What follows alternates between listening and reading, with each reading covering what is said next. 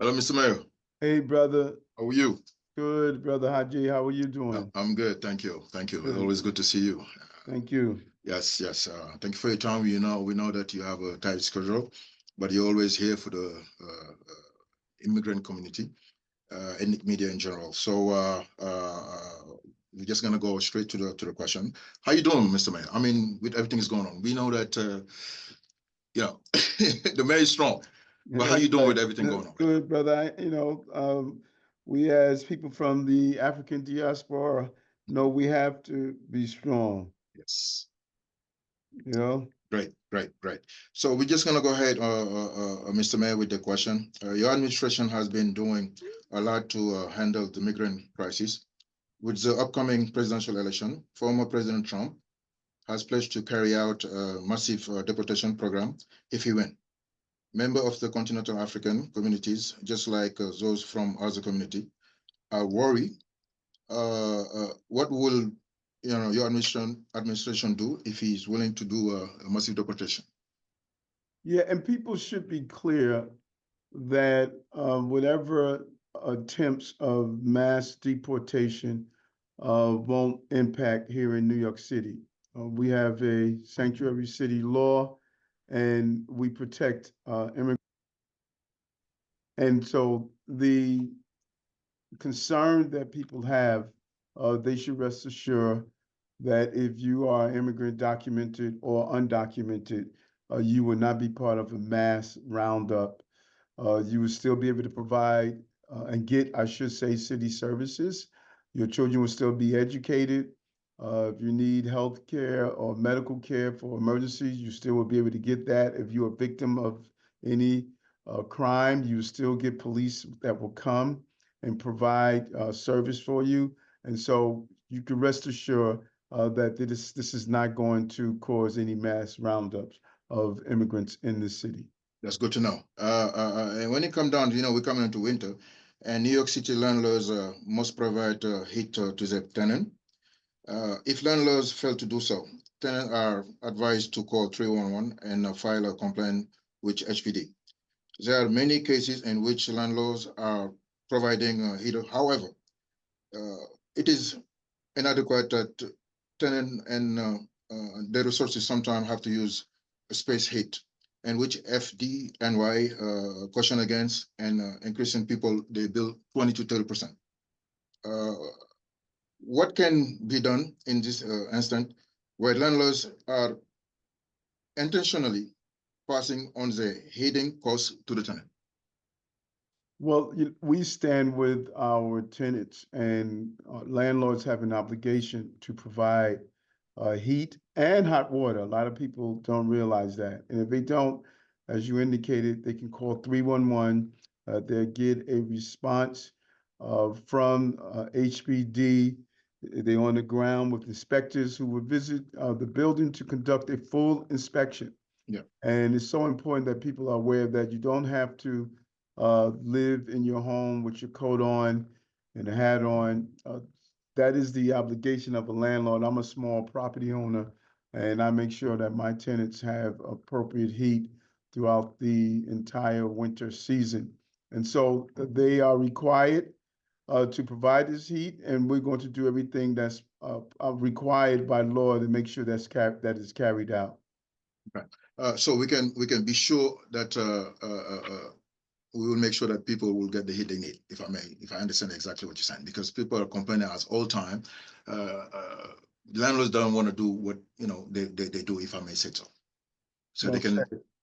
So. But that's part of paying your rent, is ensuring that you are paid, that you receive the proper heat that you deserve. That's what it is. Heat and hot water. Heat and hot water. Very well.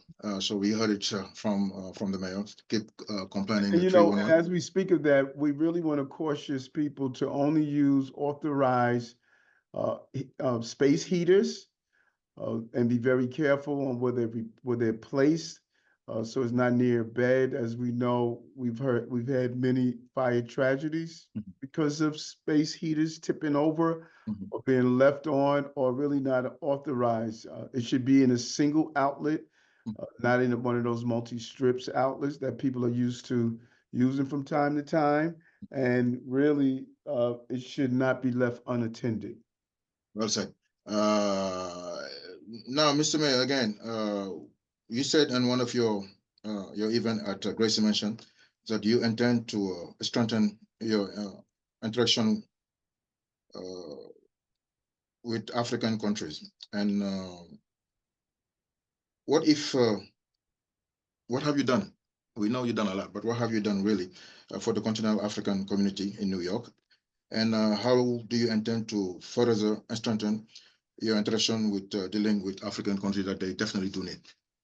I often say, the role of mayor is both symbolic and substantive. The substance part is what everyone wants, not only the African diaspora, but every group in this city. They want safe streets. They want to be able to have their children educated. They want housing.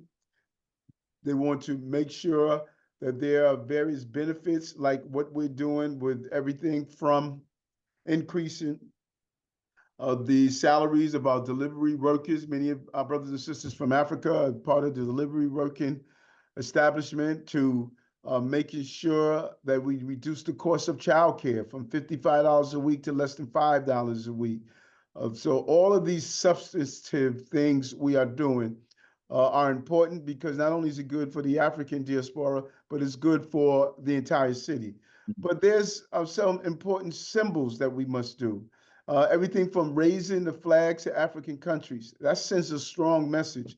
The number of countries in general that have had their flags raised from the first time when I became mayor, but specifically to the African communities, for years, many, it took 110 mayors before you started to see the symbol of having the flag raised. And then opening Gracie Mansion, the People House, I like to say, and having gatherings celebrating the African diaspora, but then sit down having substantive conversations in City Hall with our African roundtable and the importance of that.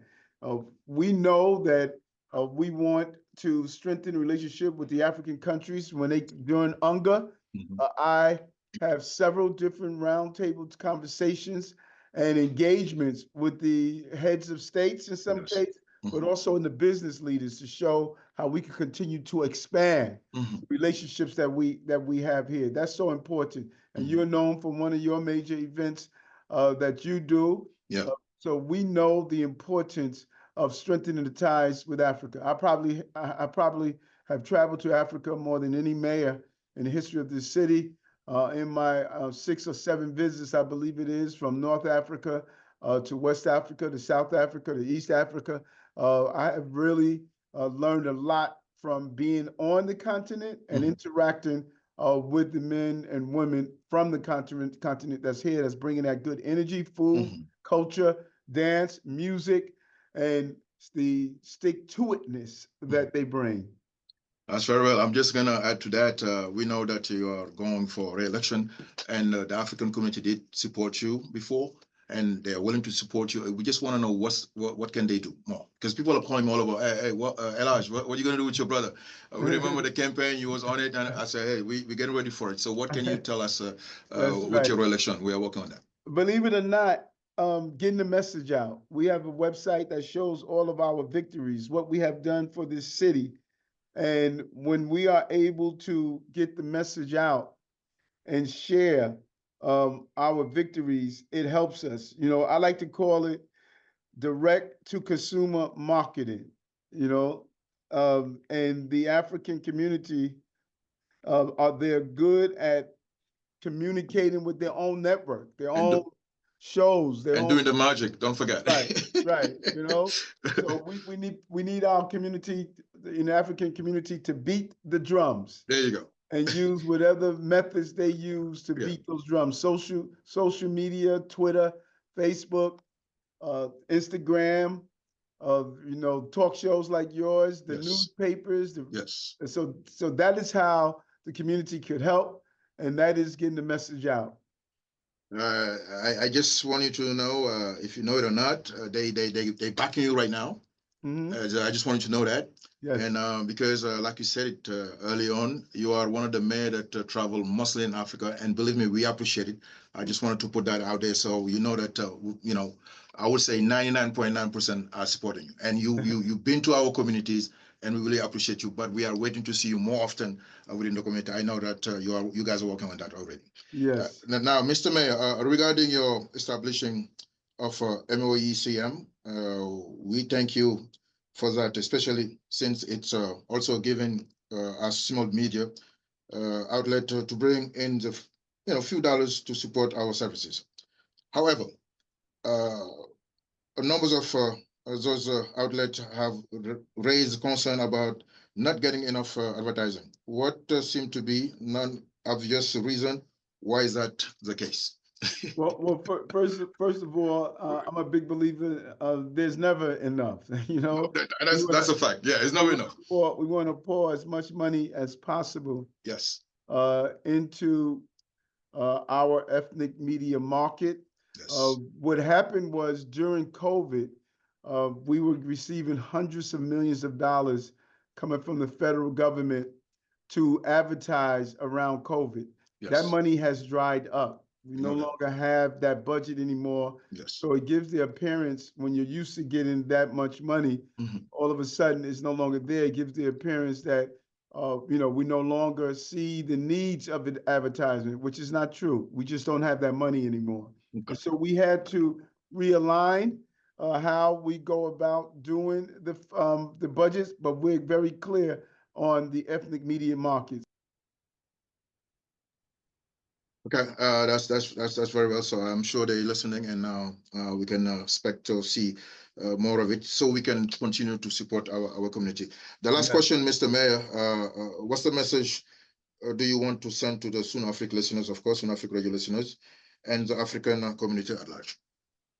That we as a community, as a city, we're extremely vigilant, and it is our goal to make sure that we continue to stand tall during difficult times. We've come so far. When I think about when I became mayor, we had a 40% increase in crime. Our subway system was dealing with major criminality. We saw jobs leaving the city. Unemployment among Blacks and Hispanics were extremely high. And you look at it now, we're the safest big city in America. We witnessed a 30% decrease in unemployment among Blacks and Hispanics. We're seeing so many opportunities that are here and will continue to come here in a very real way. So we're excited. We're excited about what we're doing, and let's continue to do it together and move together as one city. As one city, said it very well. Mr. Mayor, thank you, Sun Africa Radio. Thank you, and we'll hope to see you very soon, one-on-one, and to make it take it to the next level. Thanks again. Thank you, brother. Be well. Appreciate it. Thank you.